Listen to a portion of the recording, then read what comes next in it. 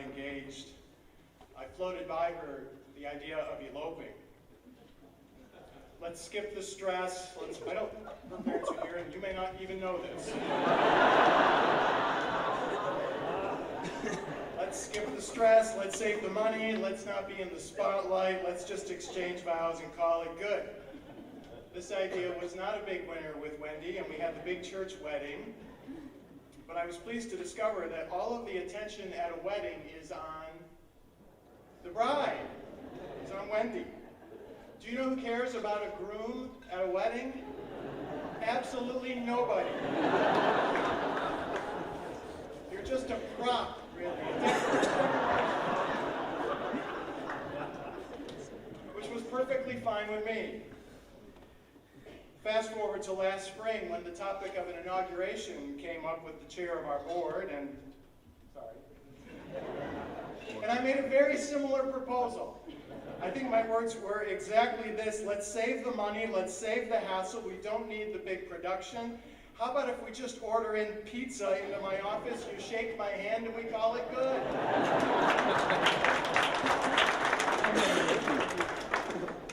Once again, the idea did not go over especially well, and once again I find myself standing at the front of a church feeling a little bit overdressed.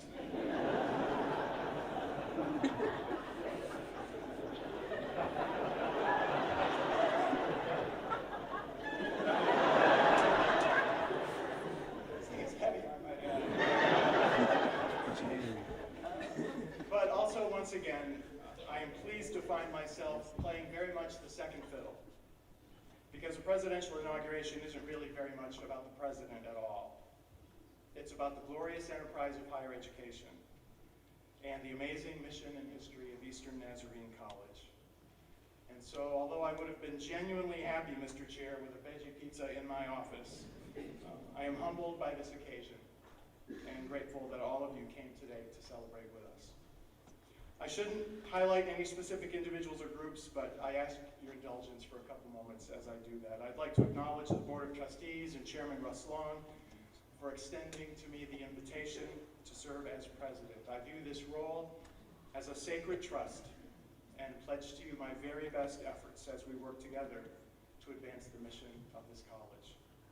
The board also, by the way, covered all the expenses for today in this celebration, so pizza later is on them. Please allow me to echo Jeff's welcome to our mayor. Mr. Mayor, honored to have you here today. To Dr. Sundberg from the Church of the Nazarene, delegates, presidents from other educational institutions, and other community leaders. I look forward to partnerships with all of you. Thank you to the faculty, staff, administration, and alumni at Eastern Nazarene College, all of whom have welcomed me so warmly. I believe in flipping the org chart upside down. And so I suppose in a sense I'm the boss, but I prefer to think of it that I work for all of you. And it is my privilege to do so. I think we should give it up for the students who are here.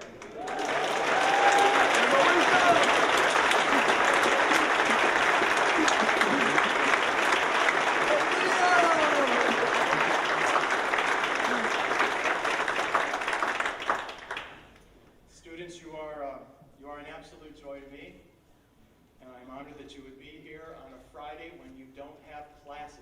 You to be at the shore or anywhere else. But I'm guessing maybe it's the free food afterward that kept you here.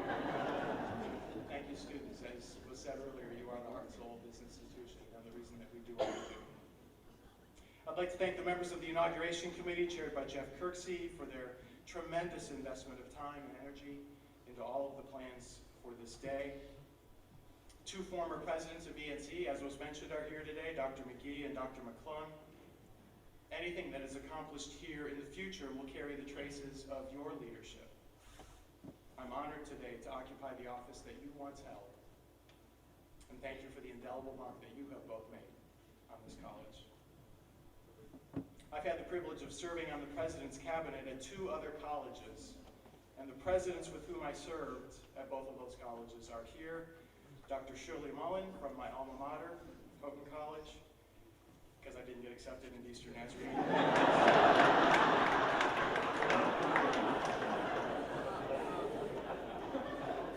And Dr. John Martin from Roberts Wesleyan College. Come to think about it, I didn't get accepted there either. Wow. Any good ideas I ever have in this job will likely flow from something I learned from the two of you. Any bad ideas will be my own, but I'll blame you both anyway. I'm grateful to the friends and family members who have been so kind to come today. I'd like to introduce all of you. Won't take the time to do that, but let me acknowledge the two who are on the platform with me today. My uncle Bud Bentz, who has been a pastor and professor and academic dean and a mentor to me for 40 years now. I have to assume, Bud, that you didn't apply for this job, or else they would have hired you. But it's an honor and a blessing to have you here with me today. He told me, by the way, right before the ceremony, that today, I didn't realize this, that today would have been the 103rd birthday of his father and my mother's father, my grandfather. And that's a meaningful sort of thing to think about for our family. But thank you, Uncle Bud, as my kids call him.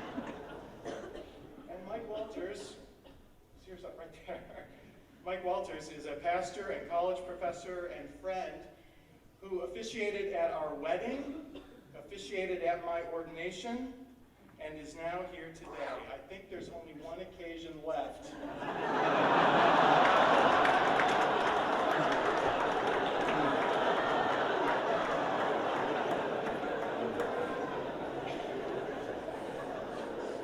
I'd like to sign you up for that right now. This thing feels heavier by the moment. Thank you, Mike. My parents are right down here.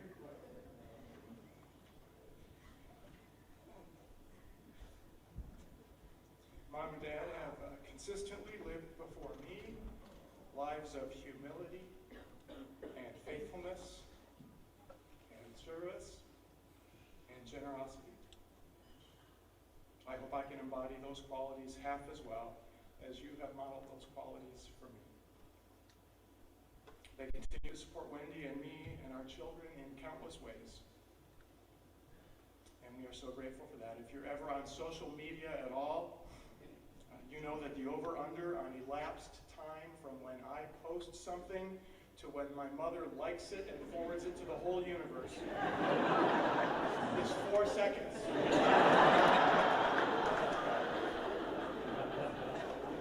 The college's entire social media strategy is really very simple. It's 2 words: Jack's mom.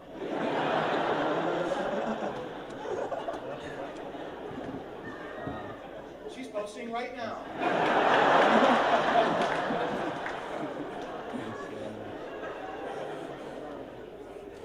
I would honor my wife's parents, but they're mad at me now for acknowledging the elopement thing earlier. So we'll kiss and make up later, but great to have you here as well, Mom and Dad.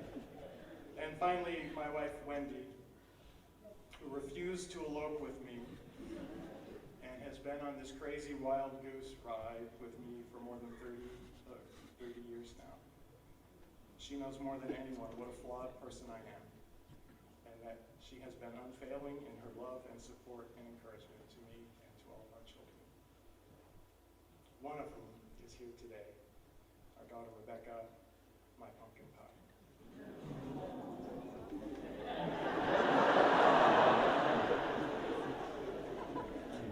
And Mom is tweeting that out.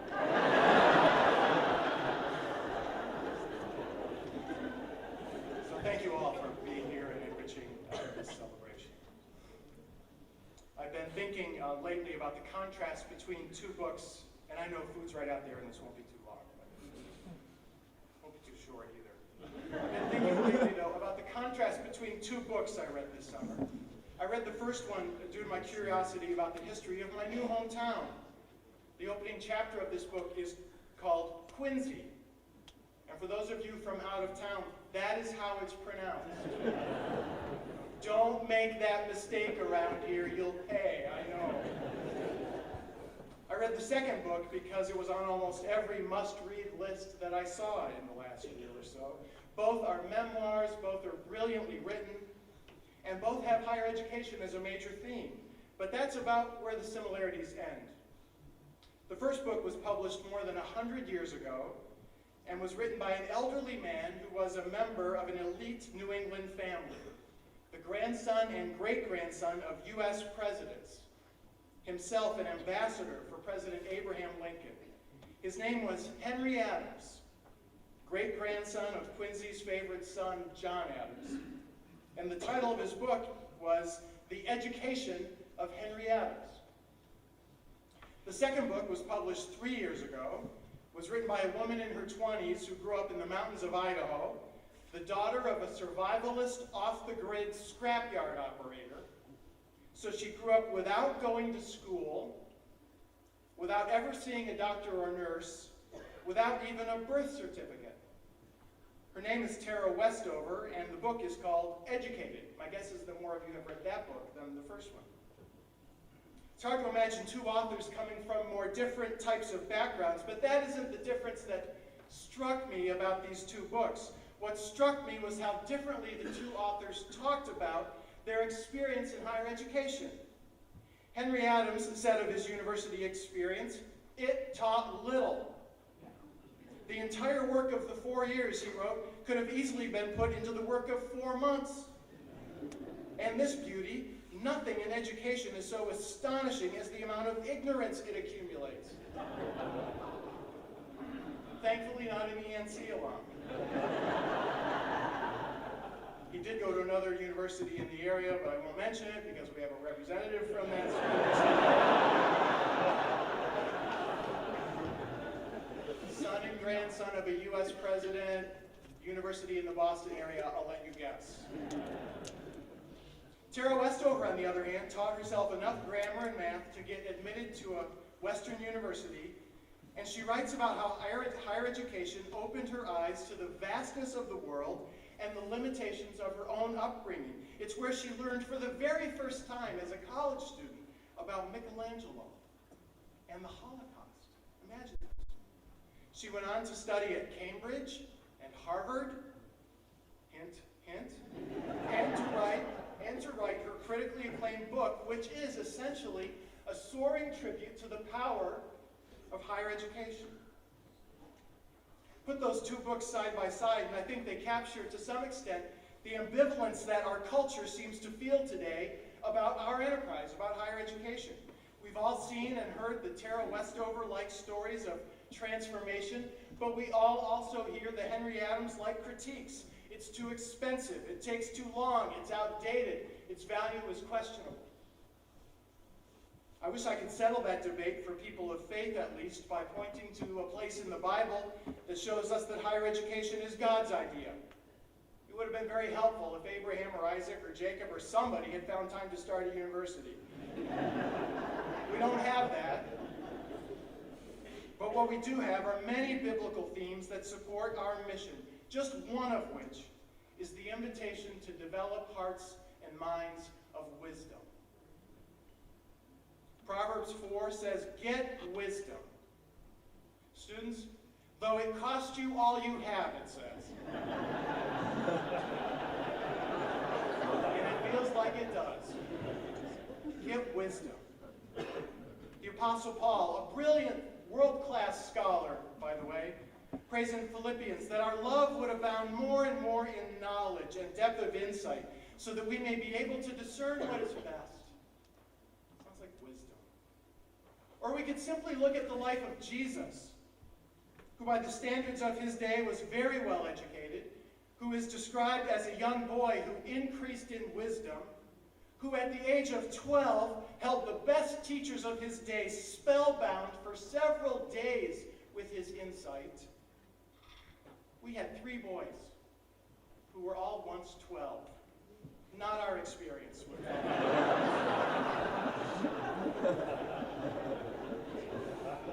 And Jesus, of course, gave much of his public ministry to teaching.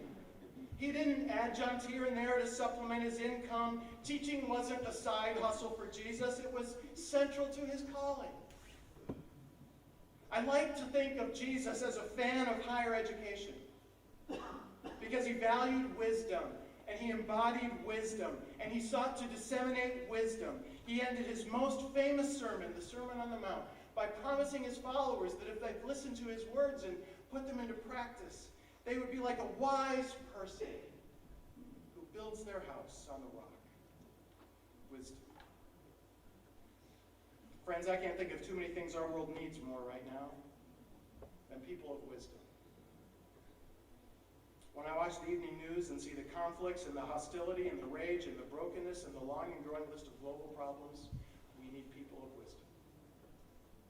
When our society is so polarized that we can barely speak to each other, and that's just among the Christians, we need people of wisdom. When our politics has devolved into, I shouldn't even finish that sentence, a junior high food fight. Can I say that? We need people of wisdom. When the church has become increasingly marginalized or even seemingly irrelevant to much of what's happening in our culture, we need people of wisdom. E.O. Wilson writes, "We are drowning in information while starving for wisdom." But wisdom is what we do in higher education. It's right in our wheelhouse to teach people how to think critically and communicate clearly and relate with discernment and make decisions with insight. This is what we do. This is how we contribute to the public good. This is how we transform our culture. This is what we owe to our students and our society and our God. And for 6 months now, I've been getting acquainted with this particular college, trying to get a sense of what Eastern Nazarene College's distinctive role is in the world of higher education. I mean, the last thing the world needs is one more small college in New England, right? Unless that small college has a unique role to play in producing the wise citizens this world needs. And I believe we do. We've had that mission for 119 years now, 100 of them right here in Quincy. And I believe our mission is as relevant and compelling now as it was when President Shields bought this campus for $50,000 in 1919. Today, by the way, you can buy the 3-bedroom house just down the road for $779,000. I checked. No plans to purchase. One of the persons from our history who most fully embodied ENC's mission was Dean Bertha Monroe. My favorite Bertha Monroe story is of the day in 1930 when the Board of Trustees met to select a new president following the untimely death of President Floyd Neese. The trustees selected a very fine gentleman named H.V. Miller as the new president. If you're familiar with ENC and never heard of a President Miller, well, it's because Dean Monroe asked to speak to the trustees about the decision they had just made. She was given permission to speak to the board, all men, by the way, and although there is no record of her remarks, later that day, Wayne Gardner was announced as the new president of Eastern Nazarene College. Dr. Cameron is here somewhere, and I think I'm getting this right.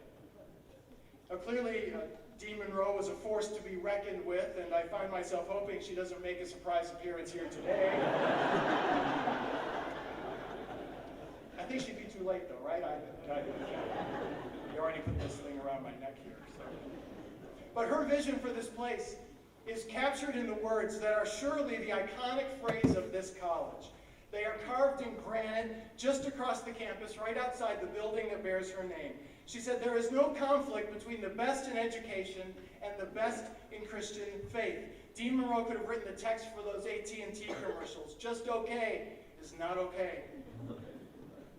Right out of the gate, ENC's vision was to be a college of high academic quality. In fact, that is precisely why the college moved here to Quincy in 1919.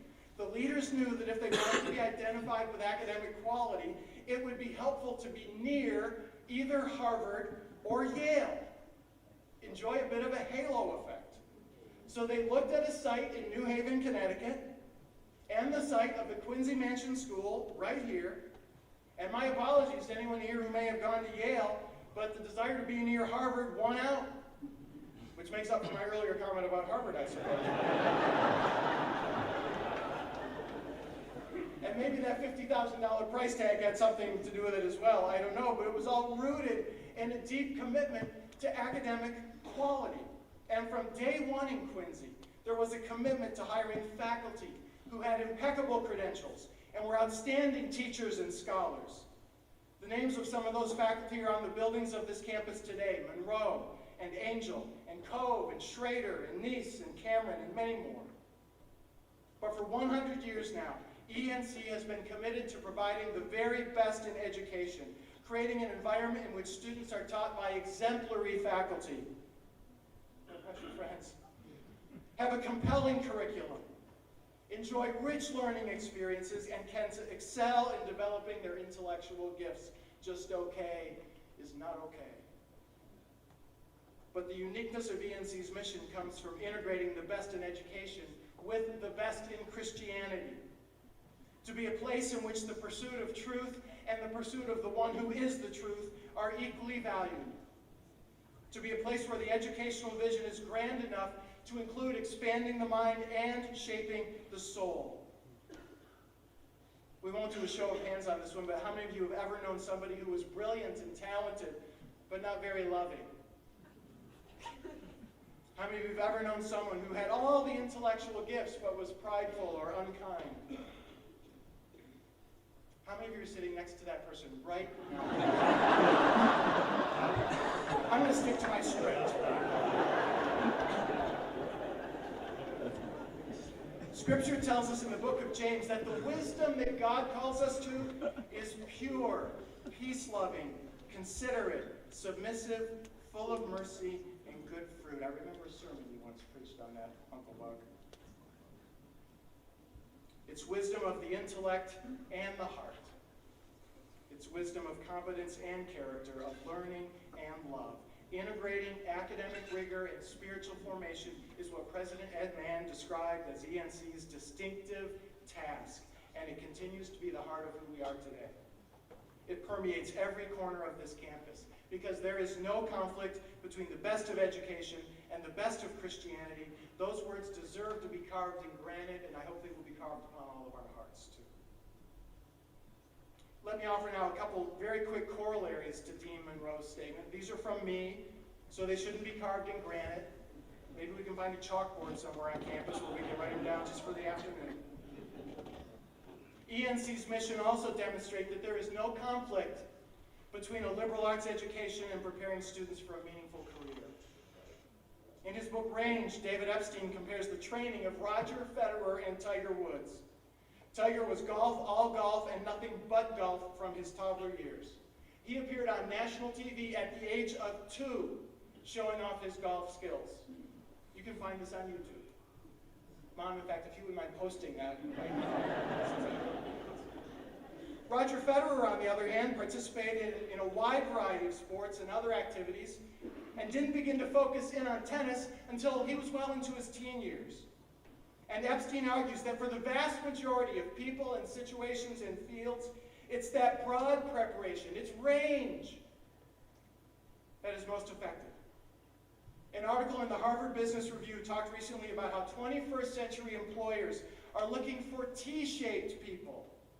People with deep expertise in their field of study, that's the vertical stroke, but the horizontal stroke of the T means people who have wide-ranging knowledge, people who are well-read, people who are interdisciplinary, people who ask questions and explore and collaborate, which sounds to me like the liberal arts. Miroslav Volf of Yale, the school that is still smarting because ENC chose Quincy over New Haven, he wrote that the purpose of college is that young people would learn to think intelligently and critically, not merely about how to succeed in one or another of their endeavors, but how to succeed in the endeavor that is their life itself. We don't need to make any apology here for ensuring that our students have the skills they need to be competent in their professions, but we do so much more than that. We give them range. We expose them to the stunning breadth of God's creation, because there is no conflict between a liberal arts education and preparing students for a meaningful career.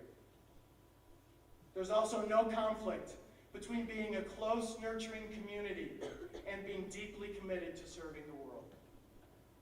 My first day in office was April Fool's Day. The inauguration coincides with the opening of the college musical Titanic.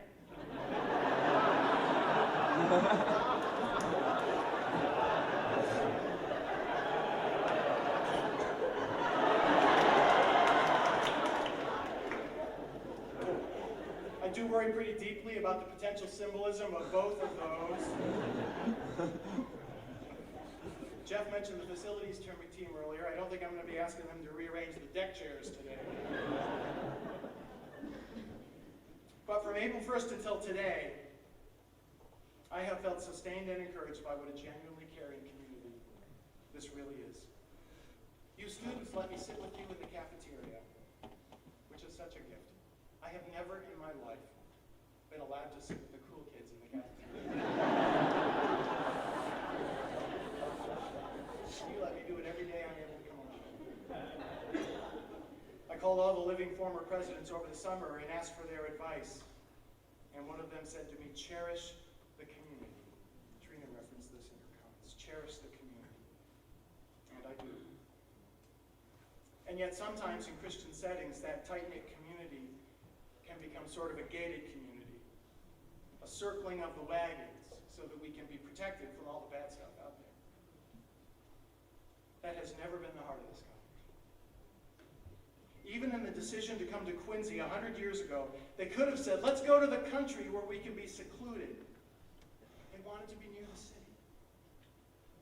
The richness of this community is not to insulate us from the world, but to prepare us to serve the world with joy and strength. The wisdom we develop here, students and all of us, it's not some sort of self-gratifying intellectual exercise. It's so that we can minister to the world with boldness. The value of an ENC education is best measured not by some kind of ranking, but by the missional work done by our graduates as they do justice and love mercy and walk humbly with their God.